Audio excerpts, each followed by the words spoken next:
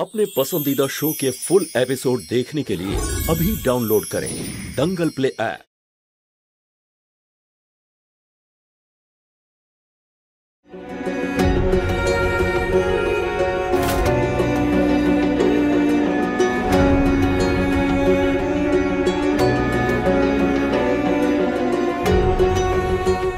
আমি সবসময় আপনার কথাই ভাবি, চোখ খুলে অথবা চোখ বন্ধ করে আমি সব জায়গায় শুধু আপনাকেই দেখতে পাই।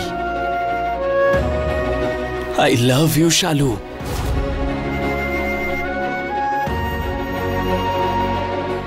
যখন সব দিক থেকে হেরে গেলেন আমার ছেলের সঙ্গে বিয়ে দেবার, তখন এই রাস্তা ধরেছেন খবরের কাগজে ছাপিয়ে দিয়ে যে শালু আর বিশেষ স্বামী স্ত্রী, যাতে বাধ্য হয়ে আমি শালুকে আমার ছেলের বউ করে নিয়ে যাই।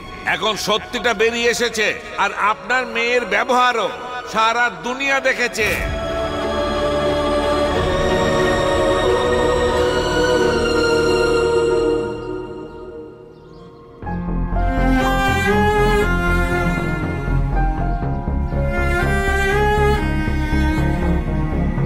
দিদি, আমি তোর অবস্থাটা বুঝতে পারছি। আমি জানি যে বিশেষ ভালো ছেলে, কিন্তু ওর পরিবার, ওদের মাথায় তো কিছু থাকে না, তাই না?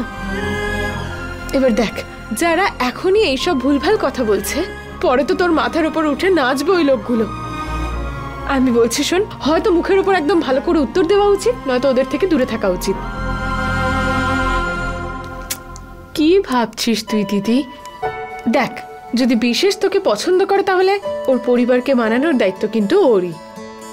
বুলবুল দিদি, বিশেষ দাদা কি চায় সেটা আমি জানি না, কিন্তু আমাদের শালু দিদি কি চায় সেটা আমি জানতে চাই।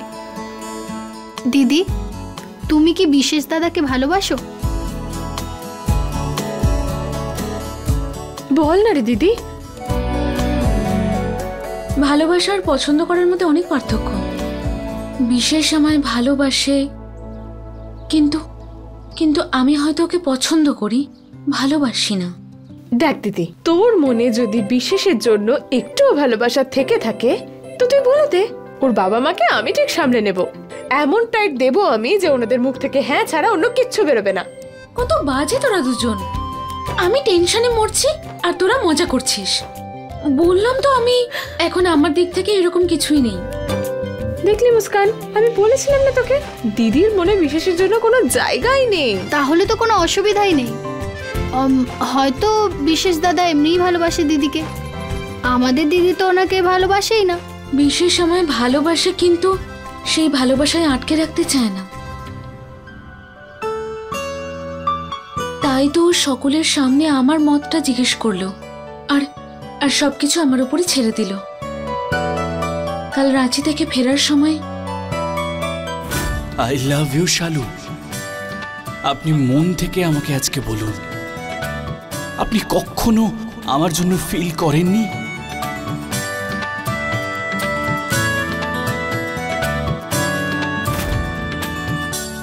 ও আমায় প্রপোজ করেছিল। কি?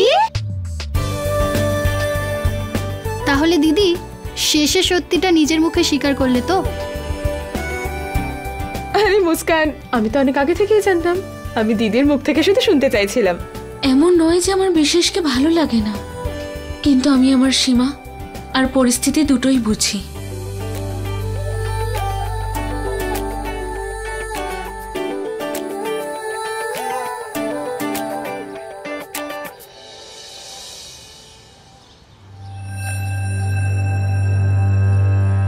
এসব তুমি কেন করলে বাবা? দেখো, এই সময় আমার মাথাটা কিন্তু গরম হয়ে আছে, আর আমি চাই না আমার মুখ থেকে এমন কথা বেরোক যাতে আমার আফসোস হয়।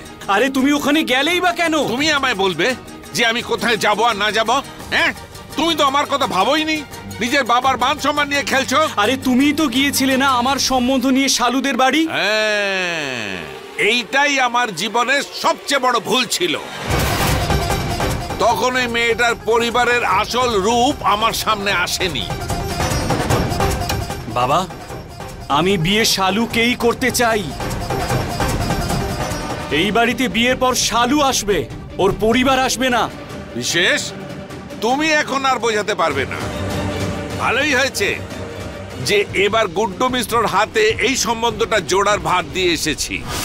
আমি জানি যে ওই লোকটা ওই পরিবারকে আপন করবে না, আর তোমার বিয়ের গল্প শেষ।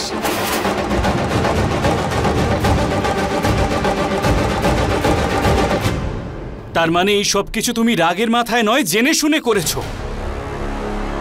হ্যাঁ, কারণ তোমার বুদ্ধিশুদ্ধি লোপ পেয়েছে। আর হ্যাঁ, ওখানে ওই মেয়েটার মতামত কেন জানতে চাইছিলে? ওকে মতামত দেবার? বাবা, বিয়ের ব্যাপারে দুজনেরই মত থাকা উচিত। আর আমার মতামত? ঠিক আছে, করো। তুমি ওই মেয়েটাকে বিয়ে করতে চাও তো করো, তবে একটা কাজ করো, আমাকে বীজ দাও। তোমার মা ঠিকই বলে, ওই মেয়েটা তোমার ওপর জাদু করেছে। ওর আগে তোমার মা বাবাকে চোখে পড়ছে না। তুমি ধরে থাকো তোমার জেদ, কিন্তু তোমার মাও কম জেদি নয়। ও যদি এসব কথা জানতে পারে, তবে ও আগে আমাকে বিষ দেবে, তারপর নিজে বিষ খাবে, আর তারপরে তুমি যা ইচ্ছা তাই করো। আমরা চলে যাবার পরে। তবে একটা কাজ করো, এ নাও,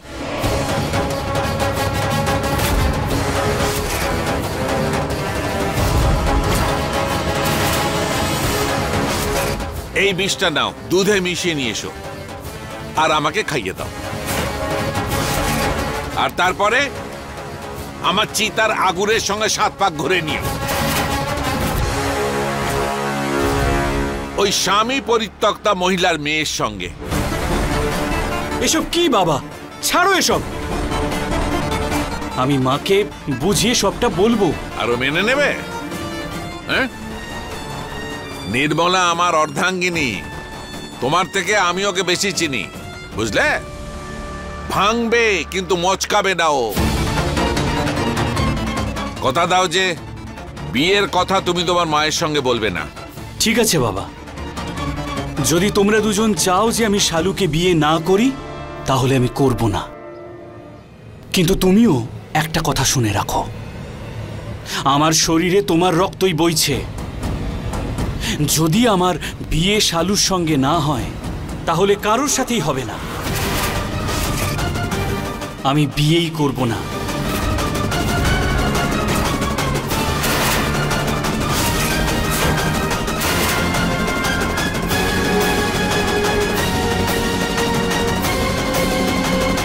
এই বাড়িতে দেখছি কেউ কম যায় না।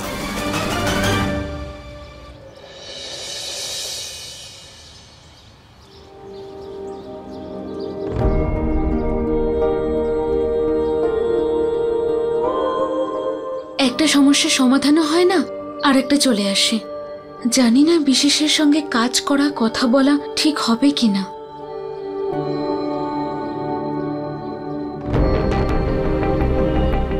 আমি যতই চেষ্টা করি না কেন, সবকিছু ভেস্তে যাবেই। আর আজকে যা হলো, তাতে সবথেকে বেশি কষ্ট শালু পেয়েছে। ওনাকে একটা ফোন করি।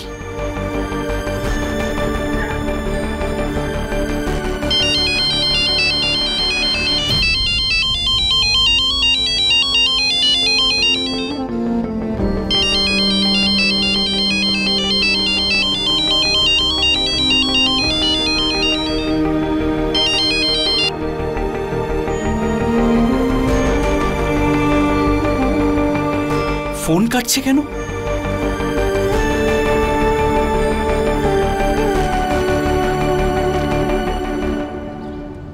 কি হচ্ছে শালু?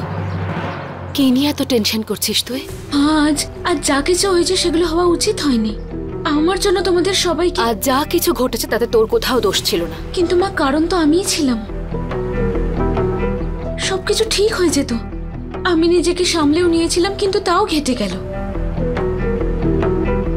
আচ্ছা বাদ দে, তুই আমাকে তোর প্রিয় বন্ধু ভাবিস তো? তাহলে আজ তুই তোর বন্ধুকে তোর মনের সব গোপন কথা বলে ফেল। আমি আজ সব কিছু শুনতে চাই। মা, আমিও কবে থেকে তোমায় কিছু বলতে চাই। মা, যখন আমরা রাঁচি থেকে ফিরছিলাম না, আপনিও আমাকে ভালোবাসেন শালু? এটা সত্যি? হয়তো, কিন্তু এটাও সত্যি যে আমার ওপর আমার পরিবারের অনেক দায়িত্ব আছে।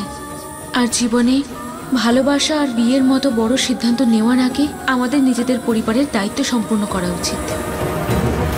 মা, আমি ওকে আমার সব পরিস্থিতির কথা বলেছি, আর তোমাকেও। এবার তুমিই ডিসাইড করো। দেখ মা, একদিন না একদিন তো তোকে আমাদের ছেড়ে চলে যেতেই হবে, নিজের সংসার গড়তে হবে। তাই আমি চাই যে এই ব্যাপারে তোর সিদ্ধান্ত, তোর পছন্দকেই গুরুত্ব দেওয়া হোক। শুধুমাত্র সেইটুকুই দরকার, আর কিচ্ছু না।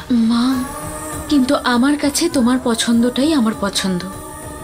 আমি একবার বিশেষের সঙ্গে দেখা করে কথা বলিনি, তাহলে হয়তো সবটা পরিষ্কার হয়ে যাবে।